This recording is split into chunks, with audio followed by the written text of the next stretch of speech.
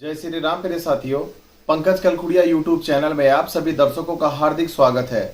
प्रिय साथियों, आज एक अहम घटना घटित हो रही है, यानी कि राहु और केतु दो प्रभावशाली ग्रह, हालांकि दोनों छाया ग्रह है, परंतु जिन भी ग्रहों के साथ ये रहते हैं तो अपना स्वरूप, अपनी प्रकृति उन्हीं ग्रहों के अनुरूप बना लेते हैं। वह गोचर परिवर्तन यानी कि राशि परिवर्तन करने जा रहे हैं। अर्थात इस समय तक जो राहु देव अभी वृषभ राशि में विद्यमान थे, आज प्रातः 11:18 पर वह मेष राशि में प्रवेश करेंगे तथा केतु देव ठीक इसी समय समसप्तक होने के कारण, यानी कि राहु के ठीक 7वीं दृष्टि में केतु देव रहते हैं और उनका भी राशि परिवर्तन होगा, तो वह वृश्चिक राशि से निकलकर तुला राशि में प्रवेश करेंगे। इस प्रवेश का हमारी देश दुनिया पर क्या प्रभाव पड़ेगा, इसके बारे में मैं आज आप सभी के मध्य चर्चा करने हेतु उपस्थित हूं। वैसे तो साथियों, आपके सामने बहुत ही हजारों लाखों YouTube चैनल हैं जहां पर को आपको सभी राशियों के बारे में बताया जा रहा है कि किन राशियों पर क्या प्रभाव पड़ेगा। मैं बताना चाहूंगा कि हमारे आसपास के इस एरिया पे, हमारी देश दुनिया पर इसका क्या प्रभाव पड़ेगा।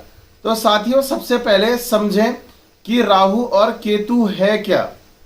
समुद्र मंथन जब हुआ था उसमें नवरत्न और तरह तरह की बहुत ही सुविधाओं की संपत्ति निकली थी। उसी में से आप देखेंगे ऐरावत आदि, माता लक्ष्मी, अमृत कलश, सुरापान, और यहां पर को आप देखेंगे पारिजात वृक्ष, सब कुछ उधर ही से उस समुद्र मंथन में निकला था, जिसमें देवताओं और राक्षसों द्वारा वह मंथन किया गया था। सभी संपत्तियों का बंटवारा लगातार परस्पर हो रहा था। तो होता क्या है, इतने में अमृत कलश उस मंथन से निकल करके बाहर आया।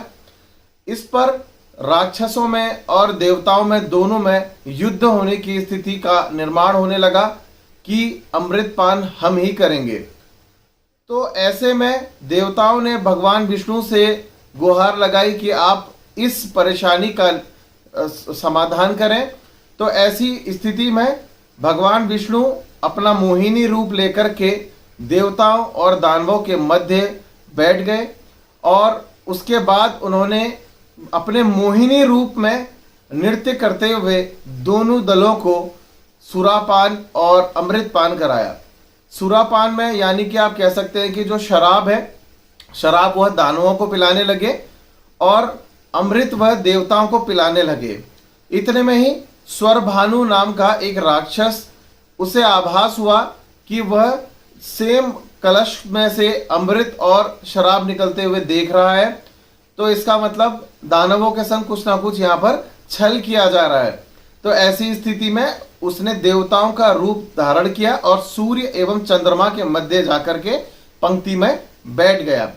और होता क्या है कि मोहिनी रूप में भगवान विष्णु जब स्वरभानु को अमृतपान करा चुके होते हैं, इतने में ही सूर्य और चंद्रमा को इस स्थिति का आभास हो जाता है।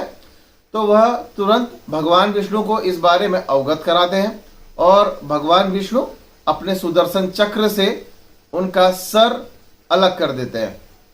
इसके बाद होता क्या है, जो स्वरभानु का सर वाला हिस्सा रहा उसे राहु कहा जाने लगा और जो सर से नीचे वाला धड़ वाला हिस्सा रहा उसे केतु कहा जाने लगा।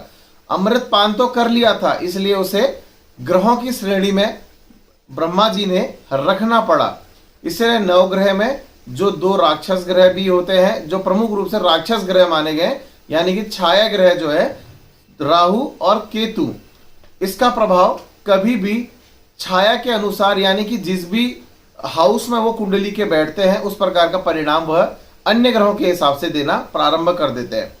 अब यहां पर देखने वाली बात है, जो राहु और केतु का राशि परिवर्तन होता है वह प्रत्येक 18 महीने से 18.5 महीने के आसपास में होता है। तो इस प्रकार की स्थिति जब भी बनती है, राशि परिवर्तन होता है, उसके प्रभाव देश दुनिया में भी बहुत वृहद रूप में आते हैं। जहां पर को आप देखेंगे कि जैसे मेष राशि में यह प्रभाव होने वाला है, तो मैं एक एग्जाम्पल के तौर में बताना चाहूंगा। मेष राशि में वह अपने अपना जो उसका सर वाला हिस्सा है, मेष राशि के जातकों के लिए वह लग्न में बैठेगा उनकी बुद्धि फिराएगा, और सप्तम दृष्टि में उनकी 7वीं दृष्टि रहेगी राहु की। तो इस वजह से क्या रहेगा, वह कहीं ना कहीं पर को अनैतिक गतिविधियां करवाएगा मेष राशि वालों से। इसके अलावा कह सकते हैं कि कहीं ना कहीं एक गलत संबंधों में, प्रेम संबंध जो कि गलत अनैतिक हो सकते हैं, ऐसे संबंधों में भी जरूर जकड़ देता है। बुद्धि पूर्ण रूप से फिरेगी, क्या सही है क्या गलत है कुछ समझ नहीं आएगा, और बीमार पड़ते रहते हैं बार बार मेष राशि वाले। इस प्रकार की घटनाएं, जिस हाउस में वो बैठता है, अभी तक वह यहां पर को वृषभ राशि में बैठे थे तो वृषभ राशि वालों की बुद्धि को फिरा रहे थे, और यहां पर उनकी जो 7वीं दृष्टि में बैठे हुए ग्रह यानी कि केतु ग्रह होते हैं, वह हृदय से संबंधित चीजें करवाते हैं। तो साथियों, यहाँ पर को डिस्कशन आज हम देश दुनिया के बारे में करेंगे, तो इसके क्या प्रभाव पड़ेंगे मैं बताऊंगा। सबसे पहले मैं आपको बता दूं कि जो हमारे भारत देश की कुंडली होती है कर्क राशि की, वृषभ लगन की, उसमें यह गोचर किस प्रकार से होगा, क्योंकि आज यह गोचर प्रातः 11:18 में हो रहा है। तो भारत देश की कुंडली में जो स्थिति बनेगी, द्वितीय भाव में चंद्रदेव विराजमान होंगे, चतुर्थ भाव में केतु देव विराजमान है, सप्तम भाव में शनि देव विराजमान है, अष्टम भाव में बृहस्पति देव, शुक्र देव और मंगल देव विराजमान है, और नवम भाव में सूर्य देव विराजमान है, और दसम भाव में राहु देव बुध देव के साथ विराजमान है। साथियों, यहाँ स्थिति को थोड़ा सा समझने की आवश्यकता है। होगा क्या अब भारत देश के अंदर पर को, सबसे पहले आप देखिए राहु देव का जो गोचर है दसम भाव में हो रहा है बुध देव के साथ।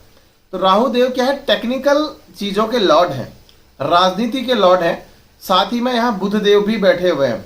नेताओं की जो एक कह सकते हैं मन स्थिति है, वह बिगड़ना शुरू हो जाएगी।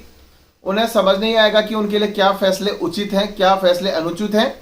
इसीलिए जब मैंने अपने जनवरी माह का राशिफल दिया था और इस देश दुनिया में कैसा रहेगा वर्ष 2022 का वीडियो दिया था, तो वहां यह बात बताई थी कि राजनीति के अंदर इस वर्ष प्रमुख रूप से अस्थिरता आएगी, और इसी अस्थिरता के आने के कारण कम से कम 4 या 5 राज्यों के मुख्यमंत्री यहां पर परिवर्तित होंगे, जो कि आप इस वर्ष भर आप जरूर नोटिस करेंगे। इसी के अलावा मैं आपको यह भी बताऊंगा, टेक्निकल सेक्टर में यहां पर हमारा देश जो है बहुत बड़ी नई ऊंचाइयां प्राप्त करेगा। साथ ही में स्पेस सैटेलाइट वगैरह से रिलेटेड कोई नई न्यूज आएगी। हमारा देश इसरो वगैरह में इसरो जो है काफी आगे दूर तक जाएगा, उन्नति करेगा। बुधदेव राहु देव के साथ दसम भाव में विराजमान है। तो इस प्रकार की स्थिति जब भी बनती है तो एग्रीकल्चर सेक्टर में बूम आता है, माइनिंग सेक्टर में बूम आता है, और साथ ही में यहां पर मैं आपको यह भी बताऊं कि देश के अंदर और विदेशों में, जो मैंने जनवरी में कहा था और आपने देखा कि अभी श्रीलंका के अंदर यह हो चुका है, और यहां हमारे देश के अरुणाचल प्रदेश में यह भी हो रहा है, और बहुत से अन्य राज्यों में भी देखने को मिलेगा। राज्य की सरकारें परिवर्तित होगी बहुत से अधिक राज्यों में, और साथ ही में यह भी हो सकता है कि मुख्यमंत्री सेम रहेंगे और वहां की कैबिनेट चेंज हो जाएगी, या फिर वहां का पूरा सचिवालय प्रशासन चेंज हो जाएगा। वहां के जितने भी प्रमुख पदों में बैठे व्यक्ति हैं वह चेंज होंगे। इस प्रकार की स्थिति का निर्माण होगा। साथ ही में देश के अंदर पर एक बहुत बड़े नेता यानी कि लीडर के लिए कोई ना कोई एक अशुभ समाचार, लाइक कह सकते, जैसे मैंने पिछले वर्ष 2021 के लिए कहा था कि हमारे देश का सूर्य अस्त हो रहा है। सूर्य अस्त का मतलब क्या है, प्रधानमंत्री, राष्ट्रपति या इसके समकक्ष का कोई पद। तो आपने देखा हमारे सीडीएस विपिन चंद्र रावत जी, जो कि यहाँ देश के प्रमुख पद पर थे, तीनों सेनाओं के सेना नायक थे, उनके साथ क्या हुआ था, हेलीकॉप्टर हादसे में उनकी मृत्यु हो गई थी। तो साथियों, यहां पर हमारे देश का सूर्य अस्त हुआ था, वहां वह भविष्यवाणी तब भी सही ठहरी थी। अब वर्ष 2022 में भी ऐसी स्थिति बन रही है कि किसी राज्य के मुख्यमंत्री या फिर पुनः मैं कहूंगा कोई बहुत बड़े लीडर, हो सकता है कि जैसे राष्ट्रपति है, प्रधानमंत्री, इस टाइप के जितने भी बड़े पद होते हैं, जो कि देश में केवल एक या राज्यों में केवल एक होता है प्रमुख पद, ऐसे पदों में किसी ना किसी के साथ या तो गंभीर स्वास्थ्य की परेशानी आ जाएगी, या फिर हो सकता है उनके प्राणों में संकट बनेगा। ऐसी स्थितियों का निर्माण भी यहाँ बनता हुआ अवश्य ही दिखाई देगा। साथ ही में जैसे मैंने आपको अभी बताया था कि राज्यों के अंदर हो सकता है मुख्यमंत्री छोड़ के कैबिनेट परिवर्तित हो जाए या पूरी सरकार ही परिवर्तित हो जाए। यह तो कम से कम 4 से 5 राज्यों में ऐसी स्थितियों का निर्माण इस वर्ष के लिए अवश्य होने जा रहा है।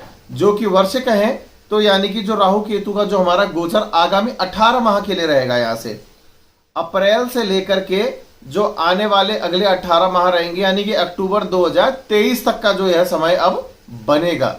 इस समयावधि में इस प्रकार की घटनाएं अवश्य ही पूरे 1.5 साल के भीतर देखने को जरूर मिलेगी। साथ ही में साथियों, यहाँ पर अब मैं आपको बताऊंगा कि हमारे देश दुनिया के अंदर किस किस हिस्से में क्या क्या परेशानी हो सकती है। तो सबसे पहली बात कहूंगा कि जो यह स्थिति बनी है इसके आधार पर पश्चिमी जो हमारे राज्य हैं वहां वर्षा बहुत कम होगी इस वर्ष। साथ ही में यहाँ हमारे जो नॉर्थ और साउथ यानी कि उत्तर और दक्षिण के जो राज्य हैं वहां वर्षा काफी ज्यादा होगी। साथ ही में पूर्व के जो हमारे राज्य हैं वहां कृषि जो खेती है वहां पर को कृषि का लॉस होगा, कि एग्रीकल्चर सेक्टर का उधर लॉस होगा। साथ ही में इसके अलावा जो हमारे सेंट्रल स्टेट्स हैं, मध्य राज्य हैं, वहां पर कोई ना कोई एनिमल्स से रिलेटेड नई प्रॉब्लम्स, नई बीमारियों का उद्गम होगा। जैसे अभी तक मानव सभ्यता, मानव जाति के ऊपर कोरोना का प्रकोप था, यहाँ पशुओं के ऊपर कोई ना कोई इन स्टेट्स में प्रॉब्लम आ सकती है, जिसके कारण बहुत ही ज्यादा भय का माहौल यहाँ पर बना हुआ अवश्य ही मिल सकता है। दक्षिणी राज्यों में अधिक वर्षा होने के कारण आपके जितने भी कृषि है, कृषि क्षेत्र है और धान्य से संबंधित जितना भी हमारा क्षेत्र है वह सभी का सभी डाउनफॉल की ओर रहेगा। अब मैं यहाँ बात करूंगा कि यहाँ पश्चिमी राज्यों को अगर हम थोड़ा सा गहराई के साथ देखें, क्योंकि यहाँ डिनोटिंग ज्यादा पश्चिमी राज्यों पर है, तो मैं कहूँगा कि जो ह्यूमन मेड प्रॉब्लम्स होती हैं, यानी कि एक तो नेचुरल कैलेमिटीज होती है, भूकंप का आ जाना, ये नेचुरल कैलेमिटीज है। ज्वालामुखी का फट जाना, ये नेचुरल कैलेमिटीज है। पर इसके अलावा जो मानव द्वारा निर्मित ऐसी चीजें होंगी जो कि बड़ा विस्फोट करवा सकती है, बड़ी आपदाएं, डिजास्टर, कैलेमिटीज लेकर के आ सकती है। साथ ही में मैं बात करूं यहाँ पर गुजरात, राजस्थान, कर्नाटका में, गोवा में और महाराष्ट्र में छत्रभंग नामक योग बन रहा है।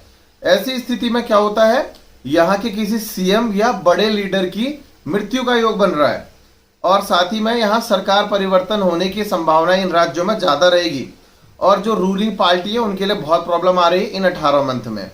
साथ ही में जो हमारे पश्चिमी राज्य हैं वहीं पर को पॉलिटिक्स है वो ज्यादा बड़े रूप में, बृहद रूप में एक्टिव हो जाएंगे। इसी के अलावा मैं यह भी बताना चाहूंगा कि कुछ प्रदेशों में, जैसे कि मैंने बताया फिर से, कि यहाँ पर कोई इंपोर्टेंट पदों पर बहुत बड़े चेंजेस होने जा रहे हैं। यहाँ रियल एस्टेट है, माइनिंग है, और बात करें मिनरल्स की बात करें, टेक्निकल सेक्टर्स की बात करें तो बहुत ज़्यादा बूम लेकर के आगे बढ़ेंगे। शेयर मार्केट के अंदर पर को आप देखेंगे कि रिकॉर्ड ऊपर की ओर जाते हुए भी बनेगा और नीचे की ओर आते हुए भी बनेगा इस 18 महीने के दौरान में। और समुद्री जितने भी क्षेत्र हैं उनके आसपास पर को कहीं ना कहीं तूफान या फिर कह सकते हैं चक्रवात या कह सकते हैं कि सुनामी, इस प्रकार की चीजें देखते हुए अवश्य ही मिल जाएगी।